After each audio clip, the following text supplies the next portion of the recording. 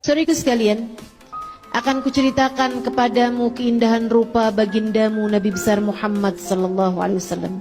Keindahannya tak ada sesiapa pun menandingi, sebab ia penuh, utuh, tak terbagi. Keelokan wajah beliau dan keindahan badan beliau, agar di saat kamu membayangkan Nabi Muhammad, kiranya bayanganmu tersebut tak terlalu jauh dari kenyataannya. Ribuan sahabat Nabi Muhammad memandang wajah dan bertemu secara langsung. Akan tetapi, tak banyak yang dapat menceritakan detail wajah beliau. Kebanyakan dari mereka hanya berkata, beliau adalah manusia paling tampan yang pernah kujumpa. Namun jangan tanyakan detailnya padaku, sebab di hadapannya aku hanya akan menundukkan kepala. Karisma yang Nabi Muhammad punya membuatku hanya akan menunduk di hadapannya. Hadis-hadis yang menceritakan tentang detail wajah Nabi Muhammad kebanyakan diriwayatkan oleh Sayyidina Ali bin Abi Thalib, sebab beliau bersama Nabi bahkan dari sebelum kenabian.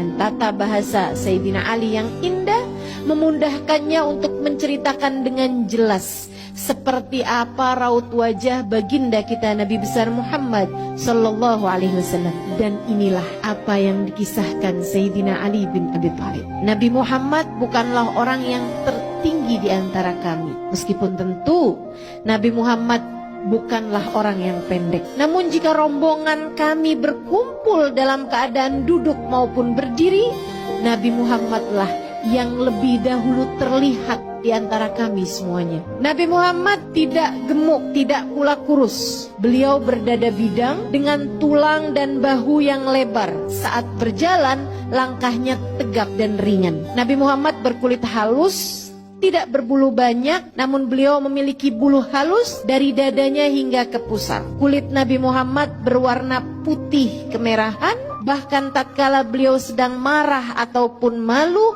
terlihat semburat merah di wajah beliau yang menambah keindahan wajahnya. Nabi Muhammad rambutnya tidak lurus, tidak pula keriting. Rambutnya ikal, bergelombang, berwarna sangat hitam. Beliau tidak banyak beruban, bahkan di masa tuanya. Saat beliau wafat, hanya ada sekitar 20 uban di rambut beliau yang sangat lebat. Rambutnya seringkali dipotong pendek, seperti layaknya kaum laki-laki pada umumnya. Namun pernah juga karena kesibukan berperang, rambut Nabi Muhammad tidak sempat dipotong hingga menutupi bahu beliau. Tapi ini hanya sesekali sahaja, seperti yang tadi saya sampaikan. Keseringannya Nabi Muhammad dipotong pendek. Jadi sangat salah kalau ada anak-anak muda sekarang di rambutnya panjang kemudian bilang ini sunnah Nabi. Kalau mencontoh Nabi Muhammad yang kebanyakannya. Dan lagi pula Nabi Muhammad masa itu rambut beliau panjang sampai dengan melewati bahu karena kesibukan berperang. Anak kita sibuk apa? Pernah juga Nabi Muhammad digundul habis rambutnya, dipotong habis rambutnya. Salah satunya ketika tahallul selepas haji wada. Wajah Nabi Muhammad lebih ke bulat. Melihatnya membuat kita teringat pada bulan saat purnama. Dahi beliau lebar, alfiyul anfi, mimiul fami, nuniul hajib. Hidungnya seperti huruf alif, kecil, tegak, mancung. Itu hidung Nabi Muhammad. Hidung saya lebih mirip huruf ta, lebar dan berbaring.